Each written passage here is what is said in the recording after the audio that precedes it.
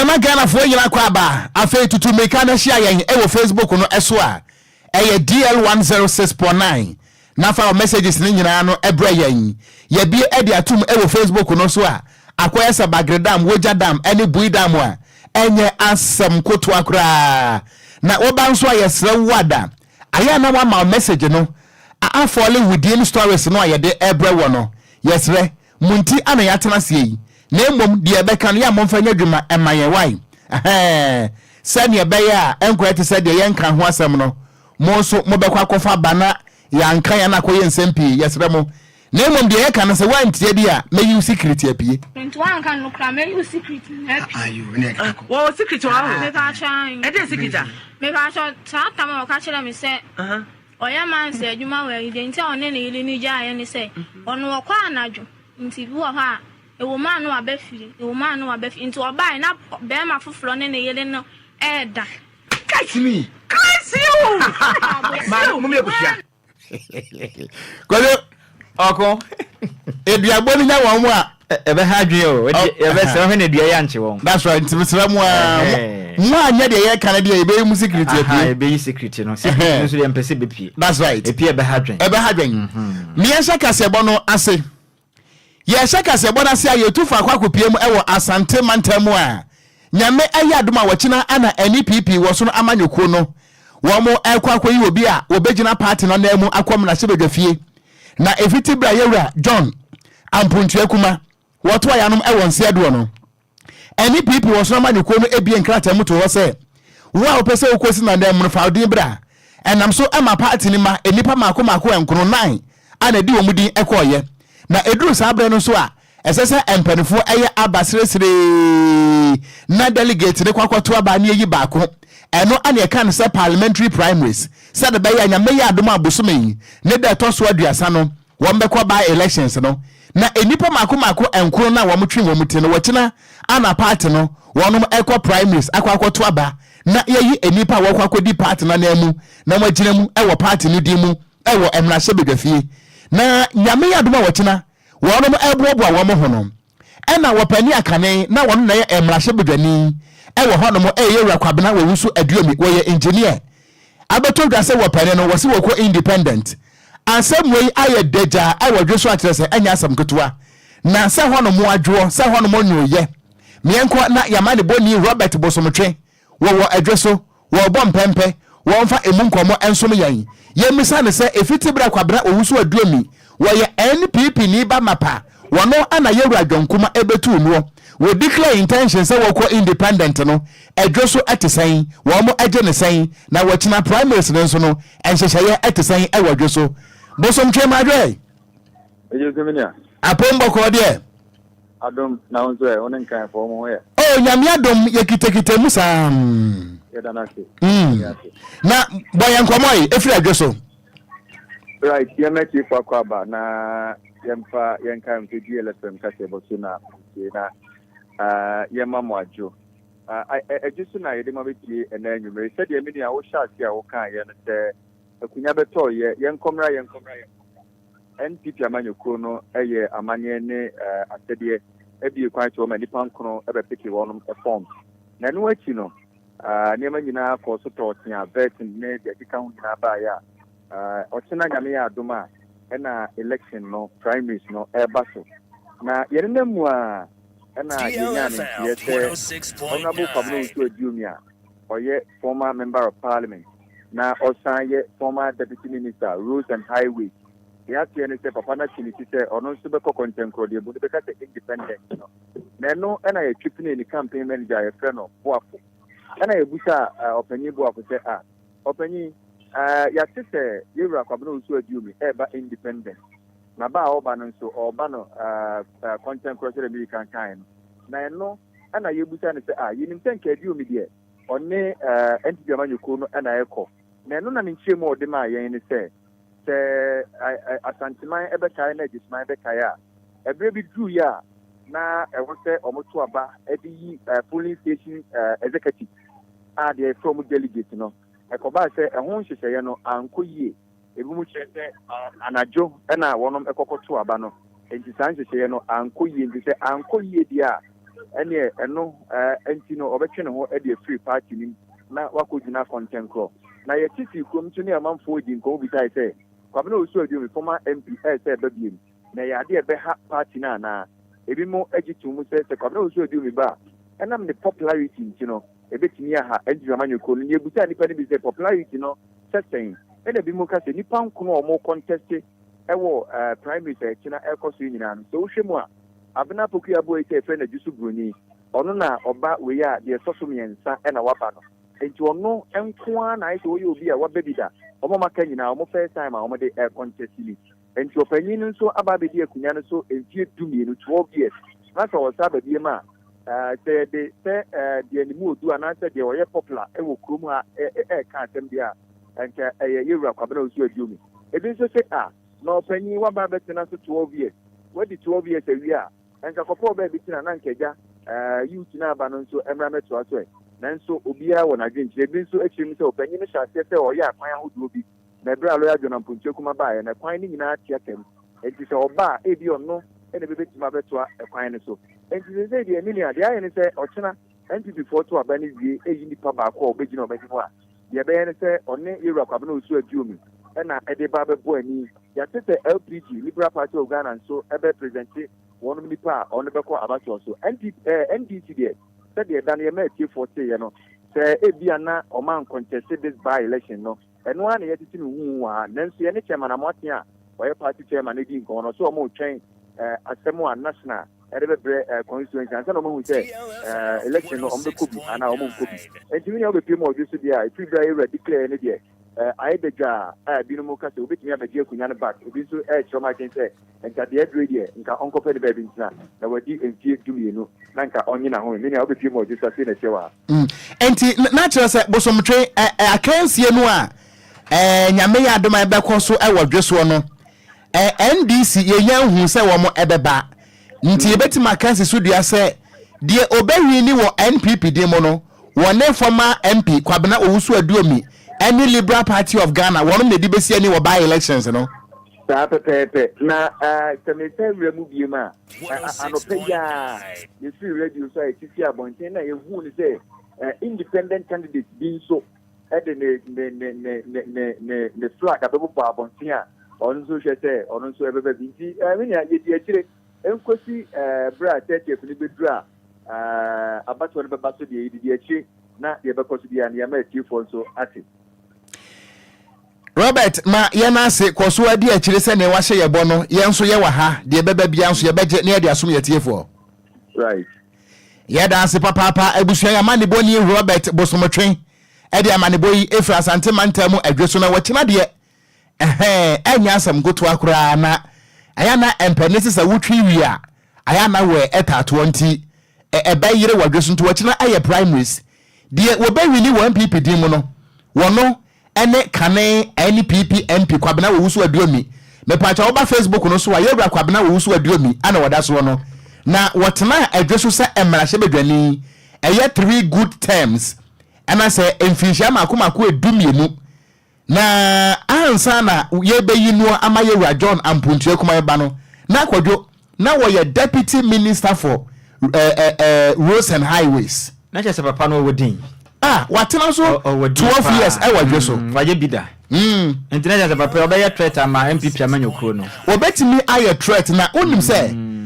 ayana nkampanesi baabi a wodwan gina ho na ne bagina saa ne te but utie nkrata na ne campaign team de bae no a de enti a wɔkɔ independent no niema bi akɔso wɔ party no mu a ɛfa wɔn mo album nsensam ho a na ne nye ho nti na wɔkɔ independent na ayie bi anansɛm kɔ yɛ no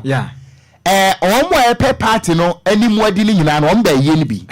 na we ba no abɔnsa 1000 we ba wɔbɔnsa 500 ɔba yɛ no 2000 no obebo nsan na megyina ho wow ai enti mekura mekochia ne nsam ne ade a sa mra na me wo ho no sa na me wo faase no no ahanti oba ya MCA ona bo Kwabena Owusu Aduomi nso eba wato santen batia no ene ema edi ani mo bebo mra na nya mra na kotoa na woba ya no ene nsan body no wo kan ne say ewa na chese nya asam kotoa kra papa no wodin enti ya hwe de besi nyame yadoma wɔkyena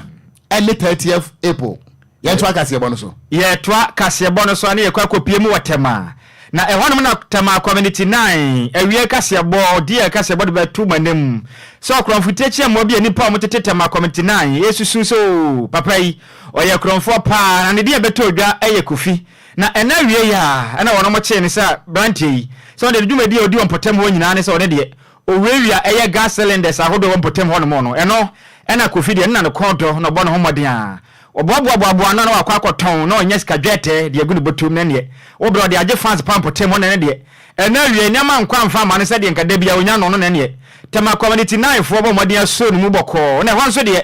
ukopia tema community 9 ho no mode a ukokọ boko na ye chewa ehwo ne ye mowasum ya nyawo hwe na odi abra Facebook DLFM 106.9 DLFM 106.9 wo ba Kofi mfoni nyina da Facebook no so ensem twerefo a kosia honom ensem bisa hodo na ebisa kofi ni nyina da Facebook no so awoba videos ni nyina obenya ni nyina na wahwe videos da ho kama se de ejecheze ya money boni out no bo ase atwa video no mani ada ho ne de wankasa bra ne bebo ni akwa homa DLFM 106.9 ewo Facebook no so na hu eye videos ahodo a etwa gu ni nyina ebi na wonu mususu akofi ya de ne dwumadi odi ya ne se cylinders ahodo no osesana wakwa akoton de senti ena wiai emra bo ne homaden ekobo wura obi da ma cheso muso ni mu no no mo se da bi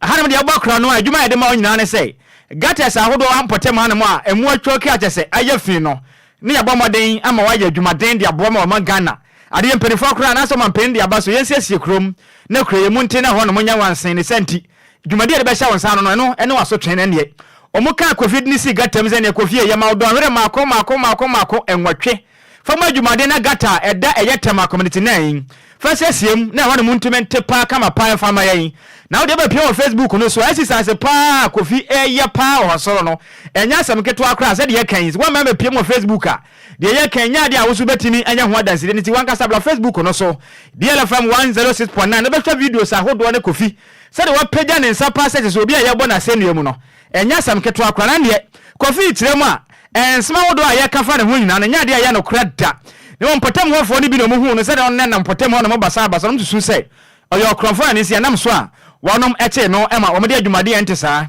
e de asa ne sa de kofi tiremu a chese nya de asansensem a e fa ne ho nya de no kra ba kokora ewo mu na me na yama ne boni a ne din e de Kwadwo Ocran ne twetwe nkobo no sei na kofi eche ne nsemu e de kire kofi ba ko yama boni no Bona me di bacho. What you want to be? Okay, boni de mindi e ba chine achimi bacho. Chine achimi. Bacho ensem rafio na me hu abranti na me chia no. Ana omu suspect. To ma ye ejuma wai. Kakre bia bi nya bia ma manage. Ba mo cho ejuma bia obenya kakra be shewa no bacho. My juma, why, Bamucho, my juma, now Bonnie dear, and yet I saw and some rafio and a memoir branch na Michiano. I know almost suspecting me. So my juma, why, Kakribia being my manage Bamucho, Ejuma bia, Benya, Kakao, Besho, and Bacho. My juma, why, Bamucho. My juma na boni die enye we minim enya miaka minim bia Moses ya pamocho boni die ma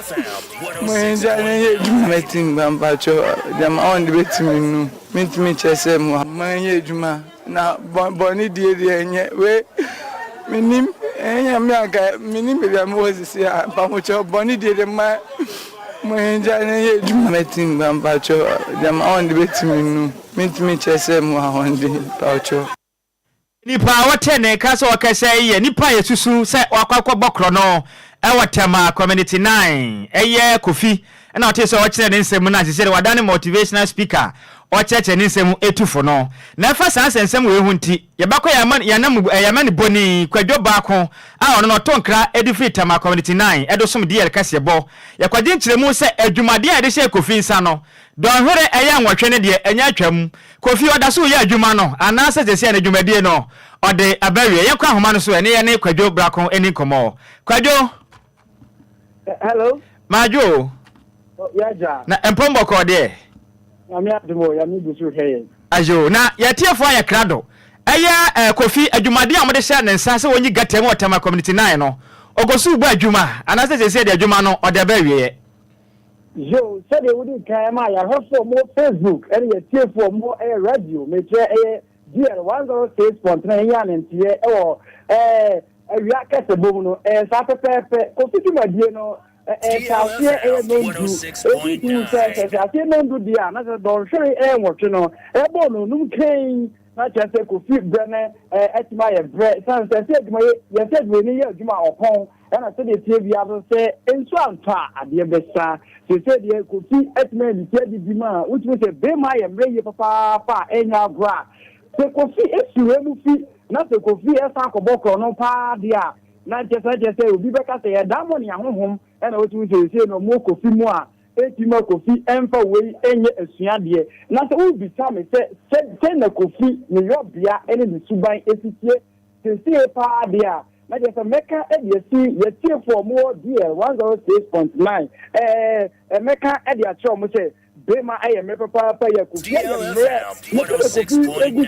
na no emra ekobo be se donko ekobo no mi no na ekoye se Kofi se de bo fentia ne sa na sanse Kofi akwakodi eyan sansamia e woni padom ensam gino enya de se omoba Kofi fenti no ebi adwuma dom e kope eye ensoni de be petipiti Kofi so a esan bibi esto Kofi enum se de ankane yewia ekesebo no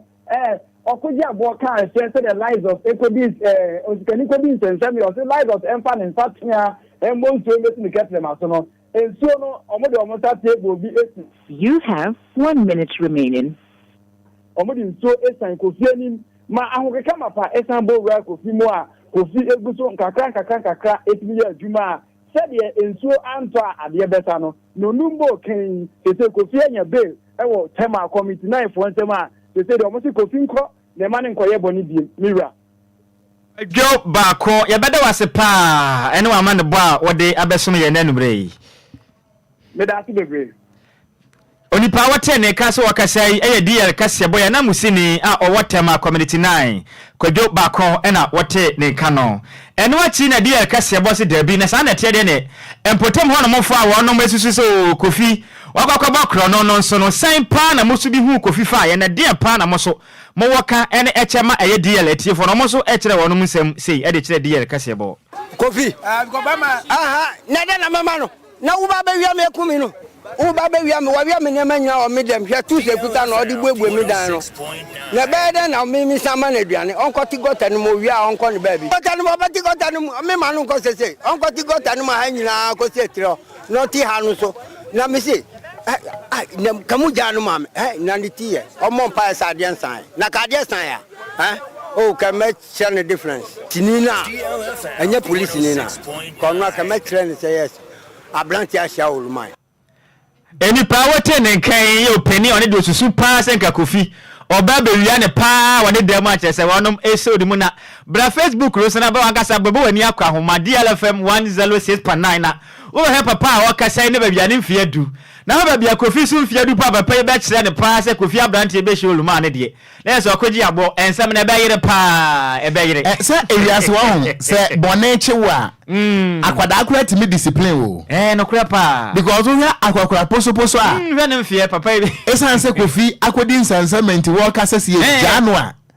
obekire Kofi bosum yeduama buro no enti asiefo no de betua mo mahu de ye kan no ma di hu adanse no ahomra Facebook no so na de omla mehwe papa penin babia ne fie du pa ne babia Kofi so abrantia ne hu gina ne hu so se de papa kire senka obedi ne dwuma no ano oden ewiase se bone ba otiri mu na wonya asa aka kotoa bi enya sem kitwa o na se de Kwadwo so se Kofi wo se tigata ne mu no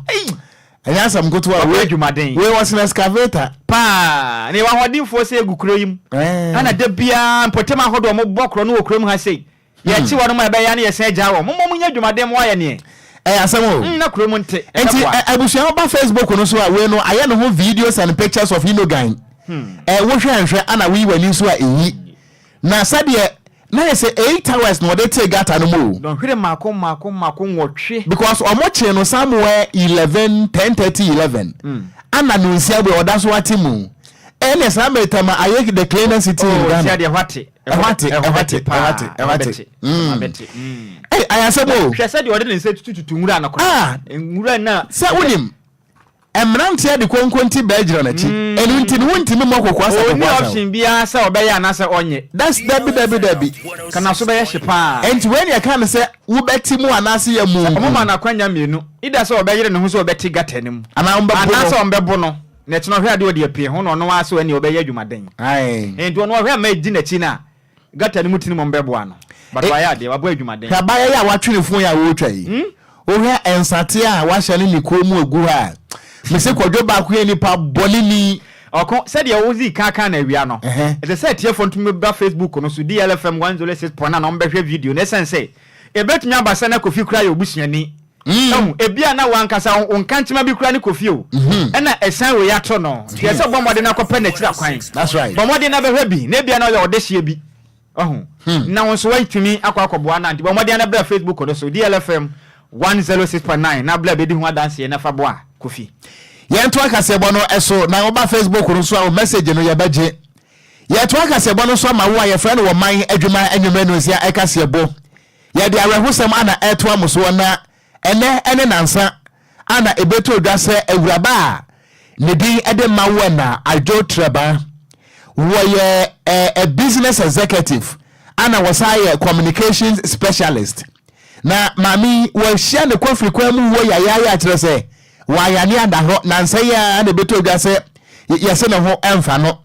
a kire se ya wade twa mu mami watimi atwa ya no wonse do saa na ni wo no mepata oba Facebook no so amami aye kan ho asam no se wonim no a ni mfoni eda ye Facebook no eso ye DL106.9 na mami ni wo na wo no ana na busuafo ade abeto odwase Ghana fo nyina ntwan na enche bia da wo mo den krata ebepie montre so ama ewiase ne dom nyina ehunu adekro potianam so a wo mo de hye eye mawo na ajo treba wo fa mu a wo to a yanom ewo ense edo na mawo na ni wo no ebaye a se de medinka ede atudwa no enya de se wo ya de eda ho enu nti enu a ana na busuafo no ekohyiaye ewo wono mo ankasa ne fie ewo hacho ewo enkrapompure mantem ha ana wo mkosi gyina yese ehu behia se wo mo ede nkrata pie montre so na wo mo ka kire edom ene mpempem se ebia ade ba ku mienu miensa we na nam so a ye ndohye na nam so wo to ya nom ewo ense edo na ye mami esan ne bra wa bonti no kire se ni wo no ayaya ye papapa na wo yo bia na ninua ebema ene Ghana nsemtroni a ene wono so anya ne ba bi ekro eye kwamla dumo mami a wafiri mu ninua bema ene kwabra dumo na kwabra dumo so eyobi a wo yadwuma nsemtroni ewo BBC ana afi nso no multimedia a kire se yenua no mjoy adom ne ade ehona na wo yadwuma ana afi nso no ye wono mo miensa de waka hu bi eye Dr. Kwashi Dumo wono so wo ye medical practitioner a kire se US Montreal so ana wobutuo na awofo a ewo enkwadai miensa no eye wopani a na kane no na wo ye electoral commission member ana afi nso no wo ye sociologist ne din ede Professor Ernest Dumo ana maami a wono so wode ne yefuno ekura nkwadai miensa wono so nya ne ba bi ko eye Mrs. Cecilia Dumo na maami a sabre wato ya no ewo anse aduo ba woda adwotreba no sese wonya mfinhia aduonum emienu 52 years no saada ro a wonya ye no na maami nam so a wato ya no ewo anse aduo na ayawre hosempa na abakosem ma kwa maami wode enam ene se wo my Ghana bakosem mo no wono ene wo ba wodi nkan ebeye Chief Executive Officer Emma Ghana Investment Promotion Center GIPC ana afenso no wokoye adwuma kakra ewo Newmont Ghana ana afenso no MTN Cancom a wo adwuma te se corporate service executive na yema menso wobra COVID-19 ebowura Ghana 2020 no wo yobi a NDC amanyoko no eboni din se wonye kasa mafo Emma a team of specialists wono mo ebua ama COVID-19 yetime etu ase afenso no wode afutu ahodo no a efa apomden kwa so efa so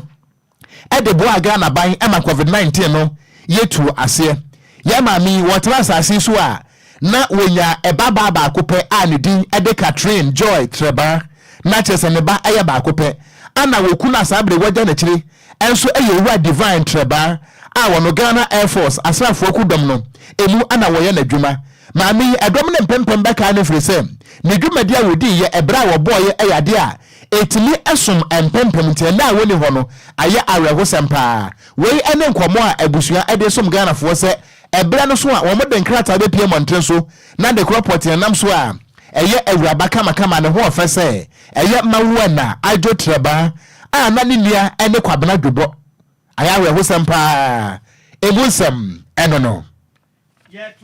Kasiyabo no so na yɛkɔ akɔpie mu wɔ Krachi East ɛhɔnom na odumgya dwumaku a ɛwɔ Krachi East mekyerɛ dambae ato kratenten de amane DL Kasiyabo ekyire mu a ejanyantam a endrada ekɔkɔtɔ ɛyɛ Krachi East Municipal Chief Executive mekyerɛ MC late Bernard ɛyɛ Abokuja Mensa ɔno akasa na officer ɛwɔ dambae endra na dwono ɔmugusua ɛbɔ adwumaden ɛho kwan ho dɔm bɛfa so a eja ɛkɔhyɛ yɛ no wɔmbɛtumi ehu kɔfalba ya na sa de kura ɛma sa eja ɛbɛkɔtɔ hɔ no mo no akɔakɔhye document ahodoɔ na afei so ajapade bebre na atumi akɔakɔsɛ mpɔtam hɔ no mo no na mra eje pa ɛkɔfa so ɛma eja nte saa ɛkɔtɔ hɔ no mo no de sesi a mekasɛ yi odumgya dwumaku a ɛwɔ dambae sesi no ɛnya ade a wɔn matumi ɛde mo hwehwɛmu ade abetu dwa so ɛna made ba akomienu bi ntina ama sa oja wei etumi kɔhye ne mmom no wɔn asɛbɔ ekyire mu a kyɛsɛ wɔn ba wɔn made ayɛ dwumaden paa hunu de nti ɛkɔfa sa oja hyehyɛ na ɛkɔtɔ mu ɛma na ajapade ahodoɔ na afei so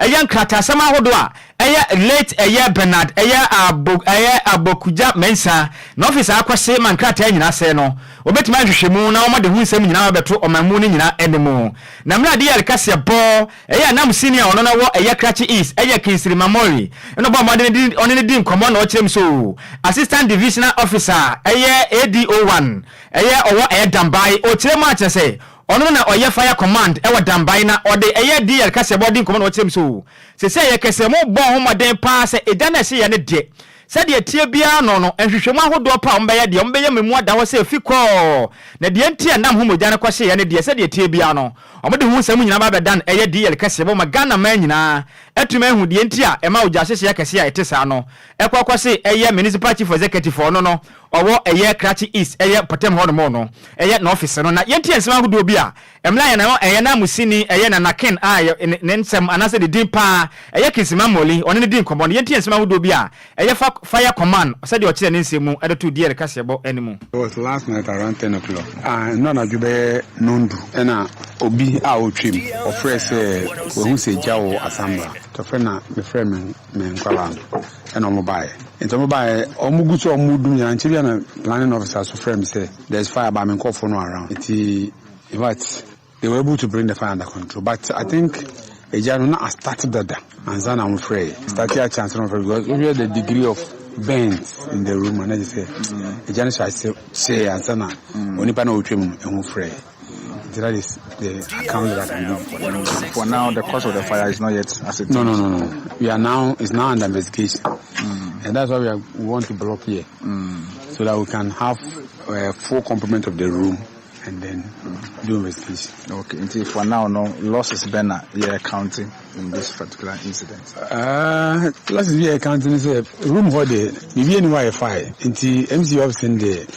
everything virtually off BBR, so that's what I can say for now. Eripa wotene kaso wakasai aya Steven Agoto ono ya assistant divisional officer ADO1 ewa dambai fire command ena wotene kasa odi nchiremu esom ye no yento adwumre no sia Kasiyabo no eso na mamenko Facebook no so na menkan Ghana fo adwempo no so kakra eno so hia pa na wasimidi adi dwato ahema ana wase wafa Kasiyabo no metie mu live pa ewo La Paz ne mmade ba ko obeka akire ya ne se ahyenkafo a wonom ewo La Paz eyetama station ho no wo mo boga na fo kro no wo mo de mra hye wo nsam ana ahyentuade no loro fe no wonom wankasa atomu wo hamu enchichemu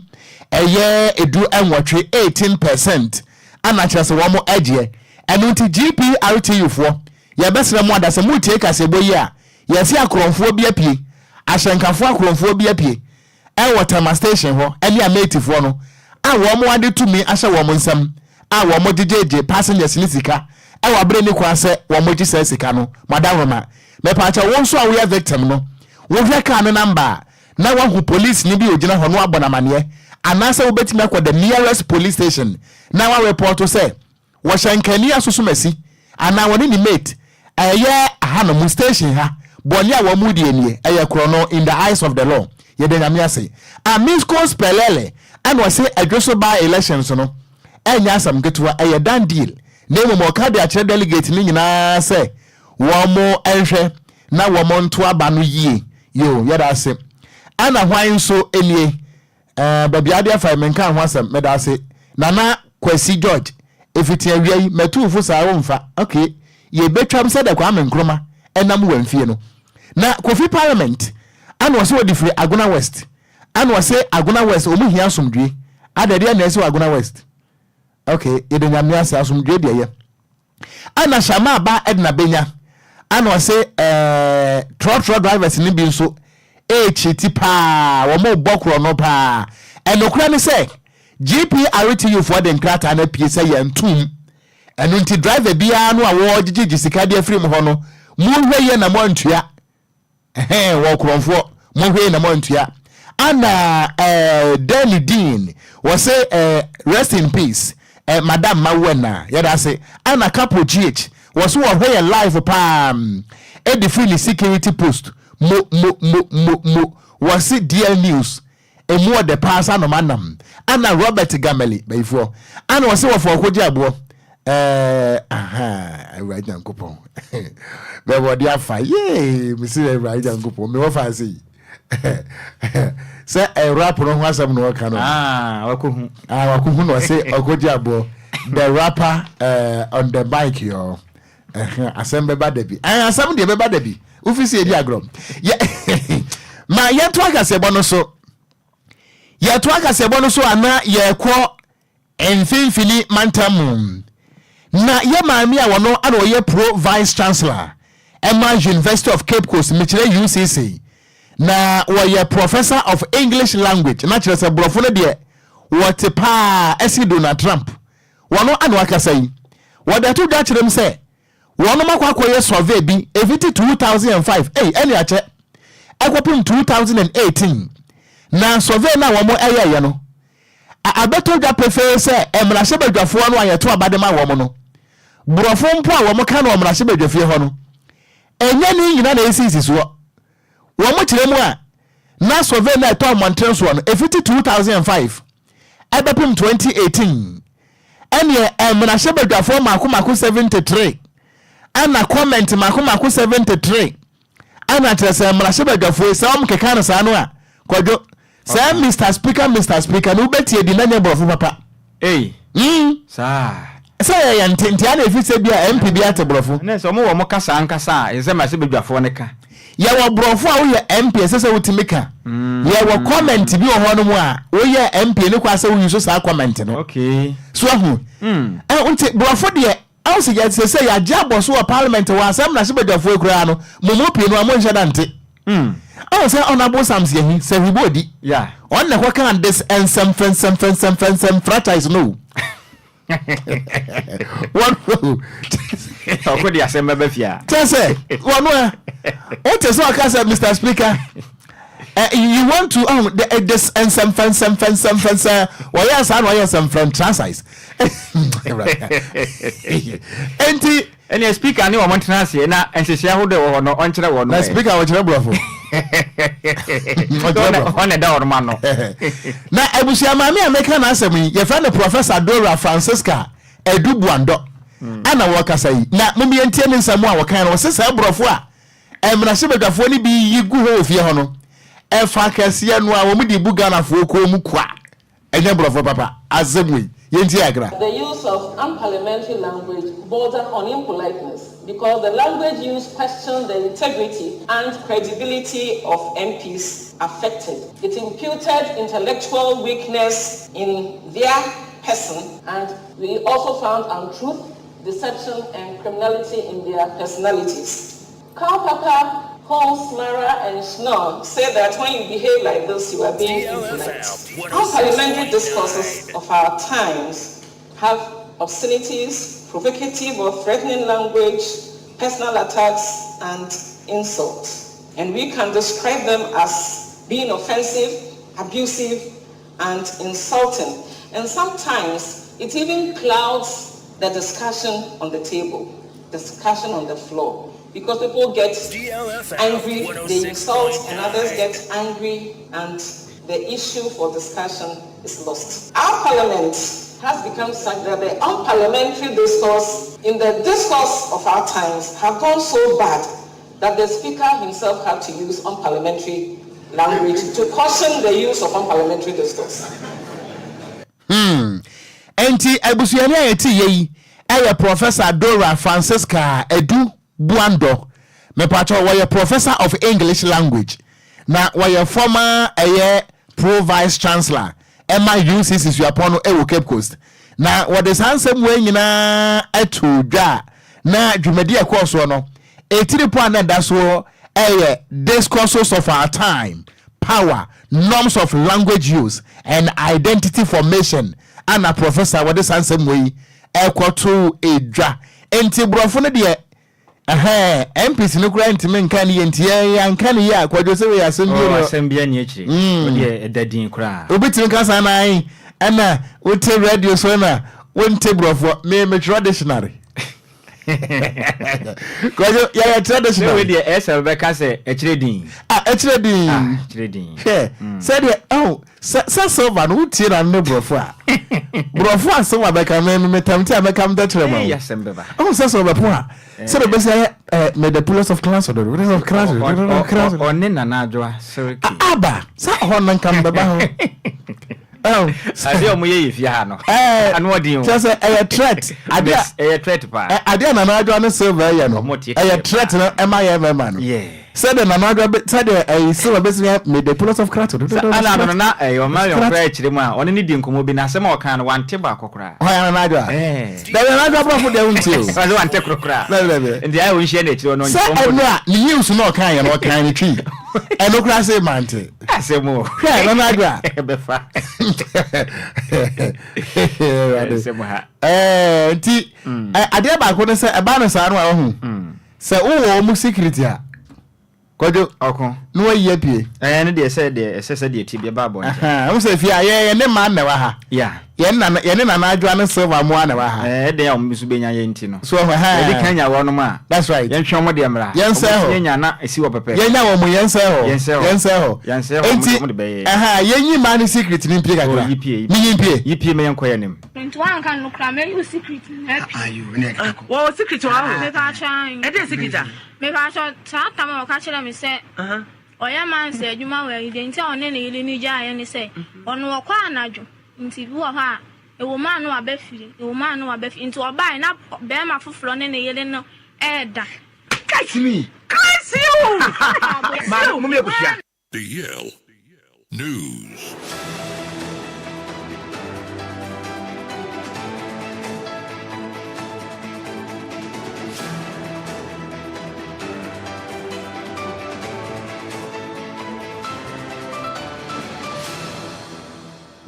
Right, abusia yabesa mo bibiala jon amo bibiala kwaba eri abankra mpumpuni mantem ajiatum kase fidie kase ba kopeso DL 106.9 ene fiade nwumre no nsia kase boeso emre wiedu sa gudie wonsama woso ayaboabo no no abusia yede beda na hu ne ekọ ene ne ba ewa gudie wonsampi na egu yamprono so a yede ba Ghana gudie wonsamo a and of course nkrofo nkroso de ni nyina eka obia yede ba abusia me amede nsam na bro no din ameje so no yesu ano de she apakan GH the Blessed King in tentem so mention sem na sem fama dia mention sem fam fifie mi wia na media manone nsem kakra atai to dia ma mention se amfam fi boboku a ye friend Western United akache na okopiem wo Western United akache a ho na Ghana ye midfield e friend Mohamed Kudus osina kan ewo na David Moyes Western United omo manager wakasa area fa Mohamed Kudus ho o since Mohamed Kudus Kudus ebu na ketemari fi Boboko a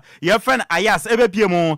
West Ham no wababa ye important player de ama Boboko ye friend West Ham United na going forward in future no abrante be koswa na waye important player de ama Boboko a ye friend West Ham osin ye ne nwanwa ene say young boy we fi ma ye friend Netherlands Ayas abepie mu England obaya we tumi ama omone mona obono ekosu ye pa English Premier League no osi abrante ne start awanya English Premier League no eye won obona abaso.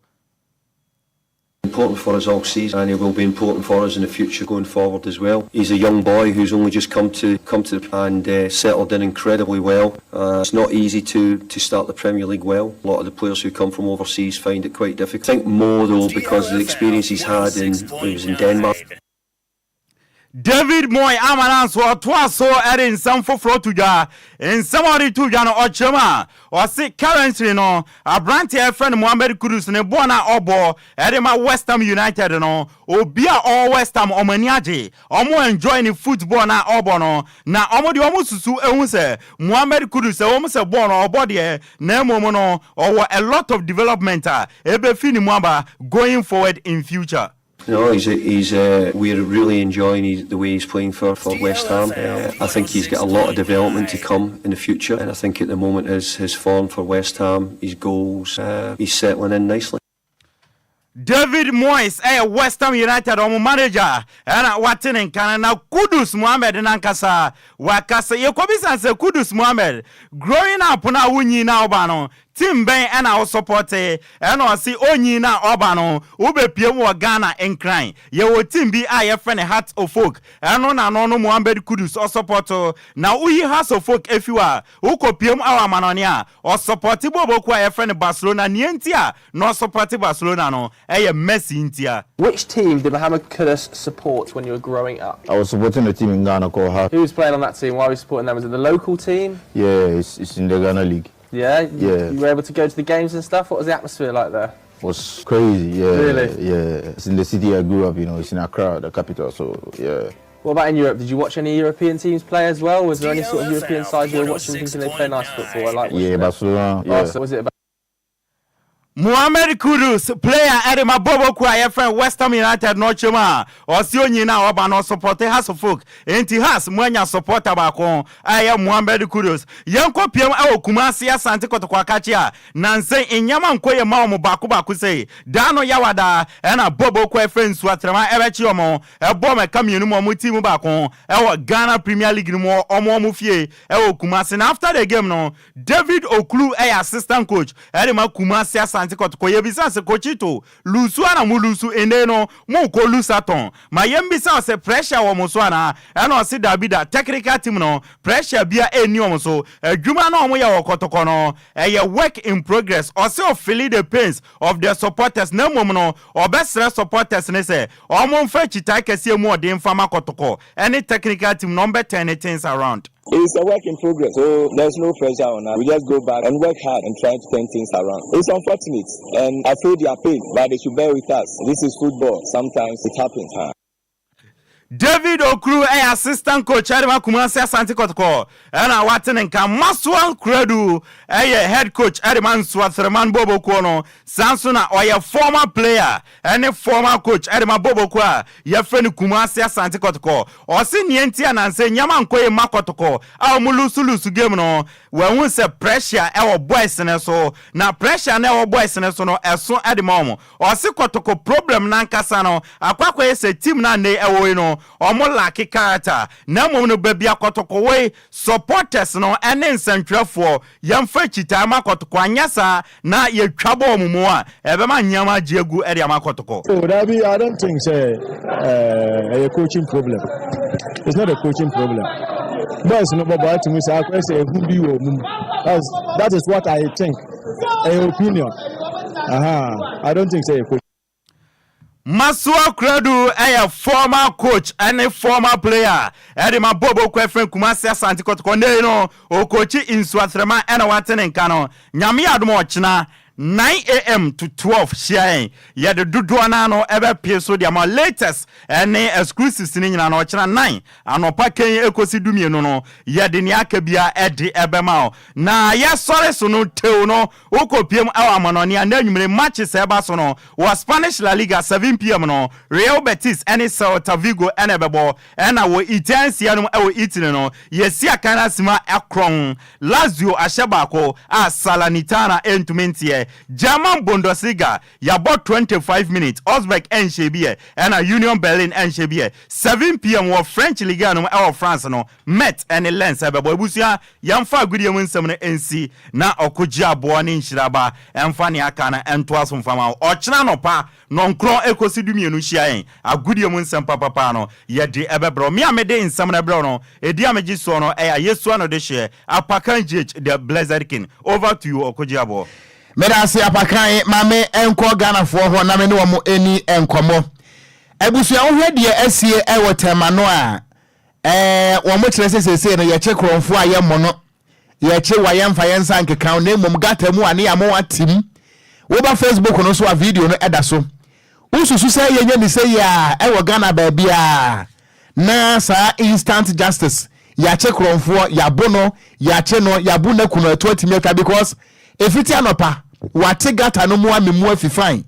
ususu se ye kira kronfo no a ye nya wo mu se ya na se ye nya omodan ma memra won chayen 0534 050199 0534 050199 and 0593 4065 65. Good evening.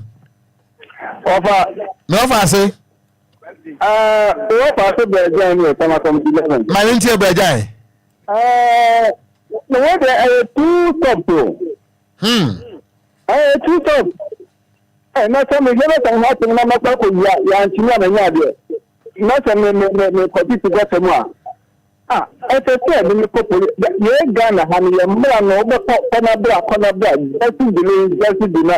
not to them. Oh, let's do it. Look at Jenny. That's all. I want to go to me. I tell you, corner back and to me, I know that young Falco processing, young family for that's all. May I say good evening. Good evening, Okogyeabour. Dixon Bada Kumukwaku JJ Drogba Achem Edukro Mamintiwe. Tia Winnie, Okunya Mission Yajimapa Bomati to Mangana. Oko, made them Nkuya Madran de Nekwanga and Oko yet to let Neko pieces and Krani Yelina, Yakoto Yangamanedi, Yasanga Bonahoka. Not on your Antonia and Yen Winu, Okoya Papa. Of course, what we are in the Sanaka, Yamo, Sanka, Ghana, very cleaner, baby, so we are very fair. Into Okon, made him a fairless sapa and Camlano Yanasa, bye. Meda Sepa, Madre. Yes, me offer as a baby. Auto Kofi, Kofi, I mean you. We am down to Kunada. Of course, war, Papa. The Puma is free, it is uncle for the every end to pick up the mother Papa. And I manage the Indian in the ground of them. It will come not dream, and you are getting down and you go, Mr. Mona, that is the cost one. Men so made us a papa went to me and you know so kafra. Me family last call and after me the noise na DJ Hitman Atwaso 0534 050199 0593 40 65 another 65. Good evening. Hello, good evening. You doing this and after me friend? Paul Danlade, my favorite team in Newtown, Bankuma. My main team fit in Newtown. Kamia the way I'm fine, but it depends on the crime man, the committee, no. Said Chronobi Hodoma or Bar, that's a woman as Ajman, a better the Sochina, or Pasa Kobo, Sumbu Essener got a tina, or Bob Mama Nati got enough for 1 week, no Majani free, because you're here, no, I think it's a good time. But Magana, the dear Echuka Fini now, it will help them, all the different two prison, Nagana for your tax money, since I did the new idea and more. It's on what you call of no use. To me, there is good. Meda se papa me part of me Paul Madre. Yeah, offer. Me want to say within the self frame frame. Abi, my mentor on Vitama. Okay. Offer your muye mama good mom. But then a mini abema neca now. You were bonny mu bonny. But me won't say petty things ma, and then yet bonny be sad, so be able to cockle yard and as a man and your motion idea. And then I got no more money in the paper and I wanted to my basso Timwa. No more money in you because I are in the pack. If I no more money in the Miss so made us say, yea. Of an enra. Mrs. Jamila, rice or no, I am no mammy. Sir, funny in the bread woman dear. And I'm sorry, I call them in America or say, how I say. Never more burning for funny Nadia, Burnham, so they're nothing. No, for the wedding one of me, Mandibia. Ain't my power now, old bonus on. Sinessa, Mr. Phantom of Fabico, no fashion the no fun for the Janine. I DJ Mario Simusasa, and now the one will be ama. Oh, me never knew some sister, or maybe Muslim. Most Christian, you knew more now. Of I saw one come, Mrs. Tasso, Ben Mamma, fed ye, cry. And no fast, Madame, I say, Ebusamen for a friend for no ABM. DJ Omarion at the Echo Facebook or no, as so. Na I can come for me no yes we je brebe ken kan sam ne de ma wo no edia mejeso eye Okogyeabour Ocran mene Nhyiraba Kwadwo Sammy B ebusu adam nyina ase anwumre yi ama mo nyina mo anitie yeso so a enchi mo afide ni mfre ha awoso is happiness with Hitman DJ Hitman if it is abre kopem say non do adebo eye nwompa ene kasade na oba be di prayer request abase ye mo ano na enakwa efiada yi Kwadwo efiada mpaibo wasi ye mo bi ano Hitman so o man nominating no sir as there so best DJ sir o ya wepa man nominating is for sir o mo ne wo famani o se me check we ni hwe on mo nominating mehu ade no so e say if it Monday ye hu adwuma ye hu adwuma pa sir ka DJ papa de a opa mo se sir enu ane Hitman me na me ka kire enu nti ena ebeda na hu adi nti enti mo nko ba bia sir na mo me wa fase ni prayer request ni ye nyina ye mobi ye mfam wa no ontimi go 2 runs oko 1 bene ane so jene Eradi na ade. Ade. Eradi ade. Ade na me ko. Uko na timi